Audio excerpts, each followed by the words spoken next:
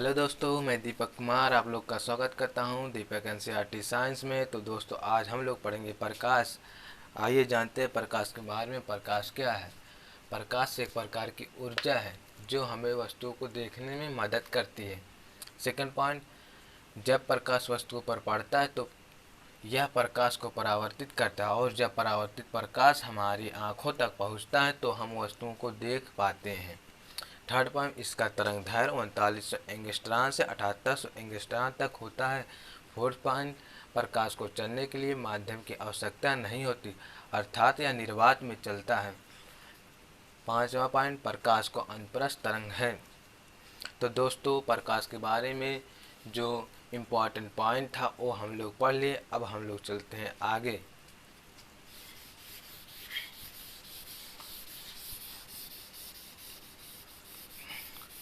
तो अब हम लोग पढ़ते हैं प्रकाश का परावर्तन यानी रिफ्लेक्शन ऑफ लाइट। तो हेडिंग डाल लीजिए दोस्तों आप लोग, प्रकाश का परावर्तन।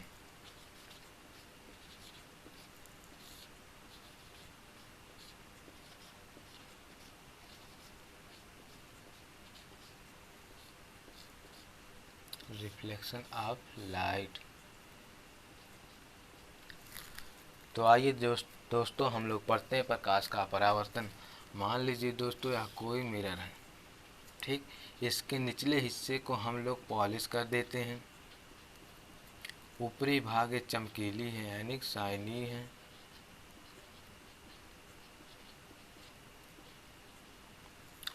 यदि फ्रेंड कोई लाइट रे यहाँ से आई, मान लीजिए कोई लाइट रे यहाँ से आई,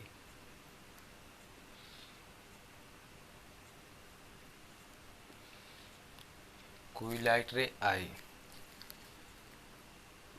यहाँ से, यह एक परावर्तक हुई। कोई लाइट रे आई, इसको जाना चाहिए था ऐसे, बट ये यहाँ से बैंडिंग हो गई, या हम लोग बोल सकते हैं यहाँ से यह मुड़ गई। तो इसी घटना को हम लोग कहते हैं प्रकाश का परावर्तन। बट यहाँ पर एक कंडीशन होता है कि जिस माध्यम में आई है उसी माध्यम में वह वापस लौट जाती है। तो आप लोग परिभाषा लिख लीजिए प्रकाश का परावर्तन। परिभाषा लिख लीजिए। जब प्रकाश की किरण, जब प्रकाश की किरण किसी चिकनी सतह या तल, किसी चिकनी सतह से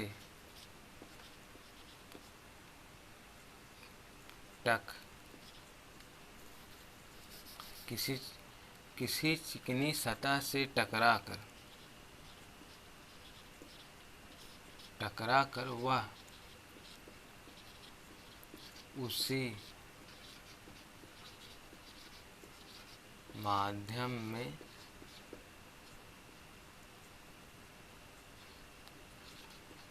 वापस लौट जाती है,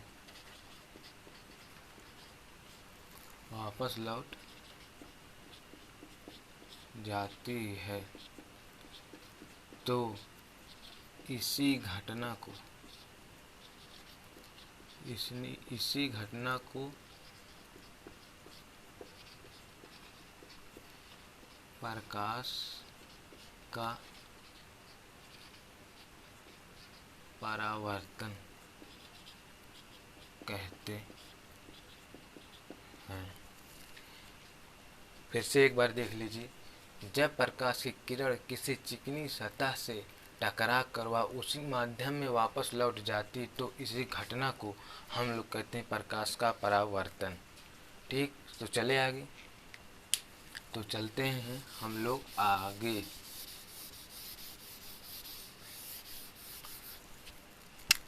मान लीजिए कोई मिरर, ठीक, कोई लाइट रे आई, यहाँ से यह बैंडिंग हो गई, या हम लोग बोल सकते हैं कि यह परावर्तक हो गई, या कह सकते हैं कि यह मुड़ गई।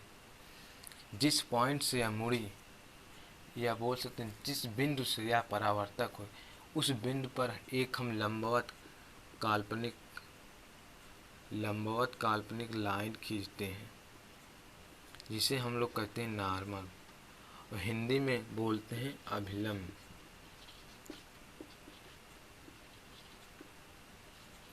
दोस्तों, ये जो अभिलंब होता है ये बहुत इम्पॉर्टेंट होता है, क्योंकि जितने भी कोण नापे जाते हैं इसी के सापेक्ष में नापे जाते हैं।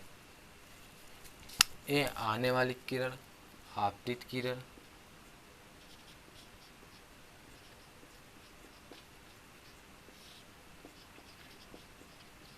ये आपतित किरण, ये यहाँ से जो परावर्तक हुई जाने वाली किरण परावर्तित किरण।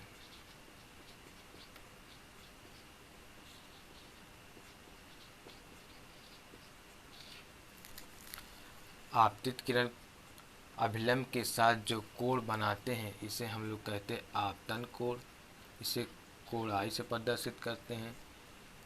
परावर्तित किरण अभिलंब के साथ जो कोण बनाते हैं इसे हम लोग परावर्तन कोण कहते हैं, इसे हम लोग कोण आर से प्रदर्शित करते हैं। लिख देता हूँ मैं, आपतन कोण आई से प्रदर्शित करते हैं, परावर्तन कोण को कोण आर से व्यक्त करते हैं। तो दोस्तों, कोई भी घटना घटित होती है तो वह कुछ रूल फॉलो करता है। तो आप लोग हेडिंग डाल लीजिए, प्रकाश का परावर्तन के नियम। परावर्तन के नियम हेडिंग डाल लीजिए, परावर्तन के नियम। इसके दो नियम हैं।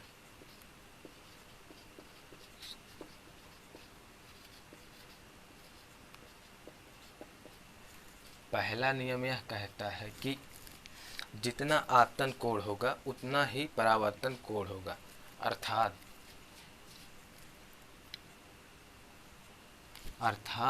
आपतन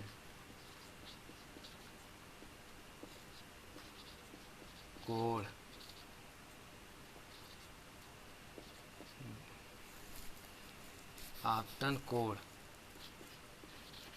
तथा परावर्तन कोण आपस में बराबर होते हैं।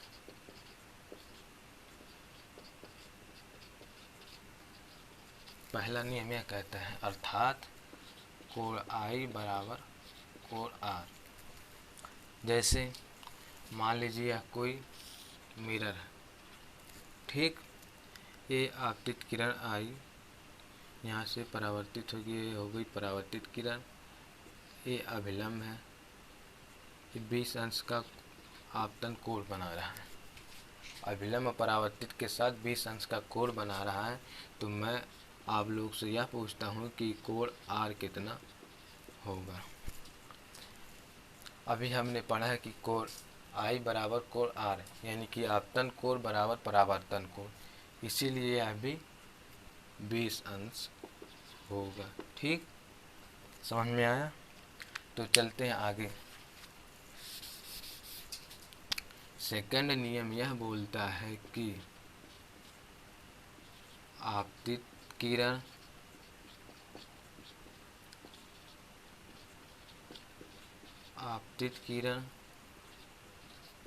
परावर्तित किरण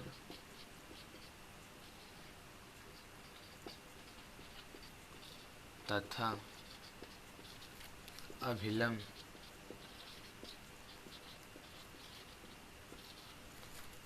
तीनों एक ही तल में होते हैं। तीनों एक ही तल में होते हैं। परावर्तन के दो नियम होते हैं। पहला नियम यह कहता है आपतन कोण तथा परावर्तन कोण आपस में दोनों बराबर होते हैं। सेकंड नियम यह बोलता है कि आपतित किरण, परावर्तित किरण तथा अभिलंब तीनों एक ही तल में होते हैं।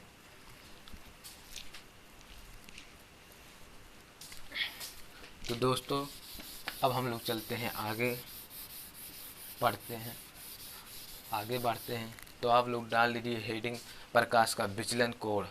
अब हम लोग पढ़ेंगे प्रकाश का विचलन कोण। प्रकाश का विचलन कोण।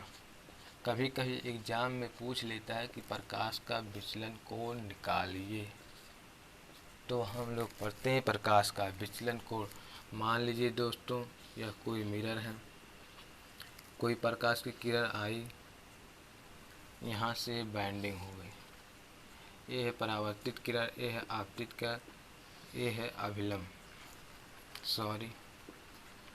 ये है अभिलंब। ठीक।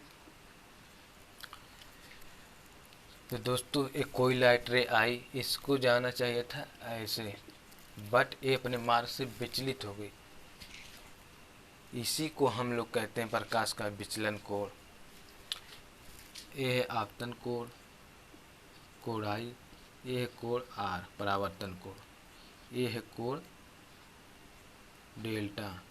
विचलन कोण को हम लोग डेल्टा से प्रदर्शित करते हैं।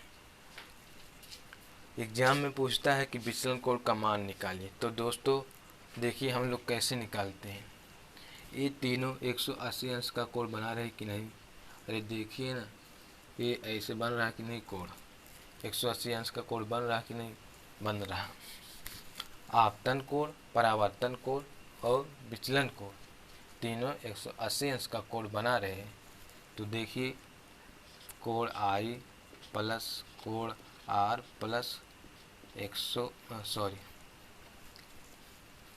कोण डेल्टा बराबर 180 अंश का कोण बना रहे हैं।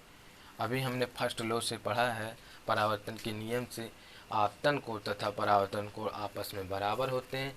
तो हम लोग इसको बदल लेते हैं, इसको हम कोण आई मान लेते हैं क्योंकि ये दोनों आपस में बराबर होते हैं। प्लस कोण डेल्टा बराबर 180 अंश। तो यह 2 कोण आई प्लस कोण डेल्टा बराबर में 180 अंश, कोण डेल्टा बराबर में 180 अंश माइनस 2 कोण आई। तो यह बन गया विचलन कोण का सूत्र। एग्जाम में देता है, जैसे मैं आप लोग से एक क्वेश्चन देता हूँ, लिख देता हूँ।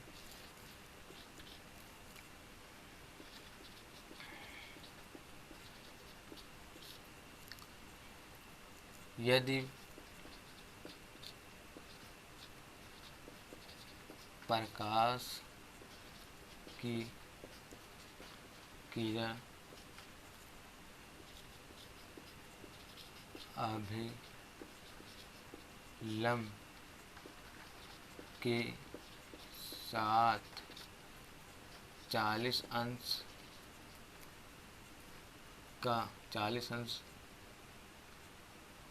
आपतन 40 अंश का आपतन कोण बना रही है तो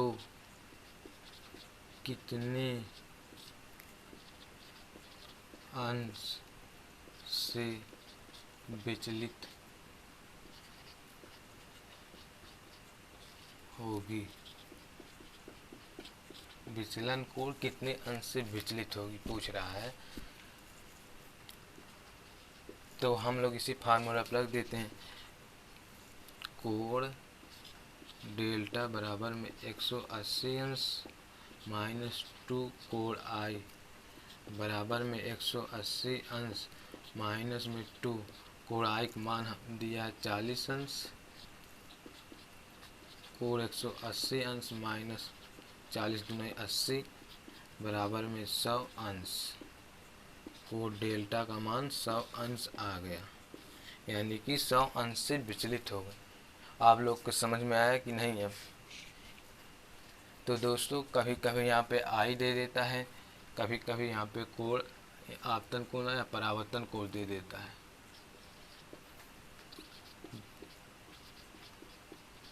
जब यहाँ पे परावर्तन कोण देगा तो यहाँ पे कोण आर हो जाएगा, बस। अगर यही चेंज होता है कभी कभी। ठीक, अब हम लोग चलते हैं आगे नेक्स्ट कॉन्सेप्ट पे। ठीक है,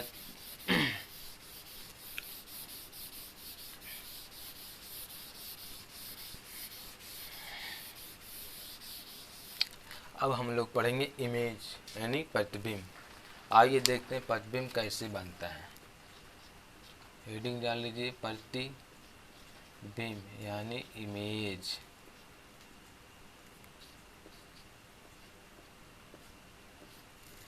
प्रतिबिंब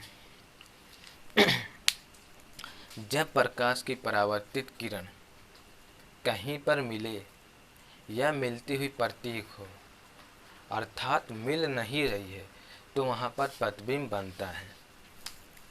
लिख लीजिए, जब प्रकाश की किरण, जब प्रकाश की परावर्तित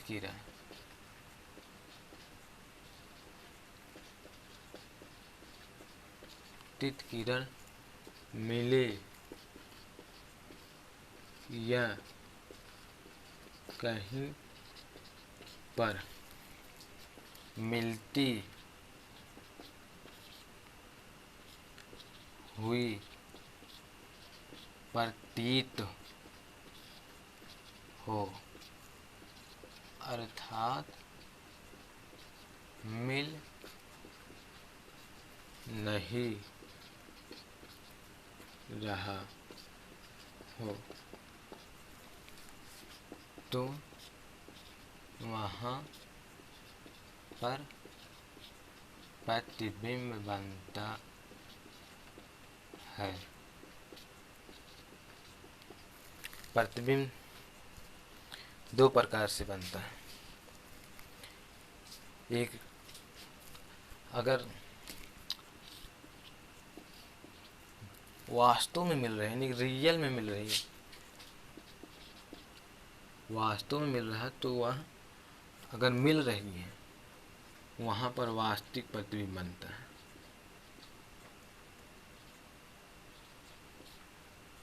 अगर मिलती हुई प्रतीक हो रही, वहाँ पर आभासी प्रतिबिंब बनता है।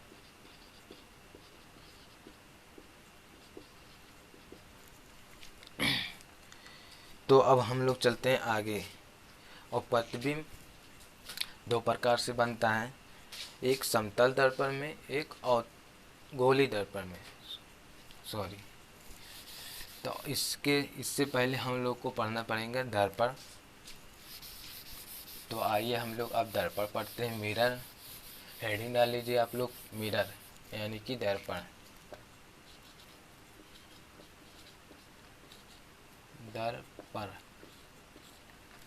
दर्पण दो प्रकार का होता है, एक समतल दर्पण,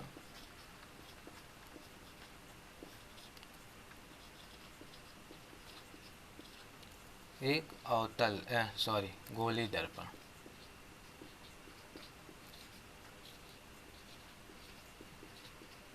गोली दर्पण दो प्रकार का होता है, एक होता है अवतल दर्पण यानी कि कॉनकेव, एक होता है उत्तल दर्पण यानी कि कॉन्वेक्स।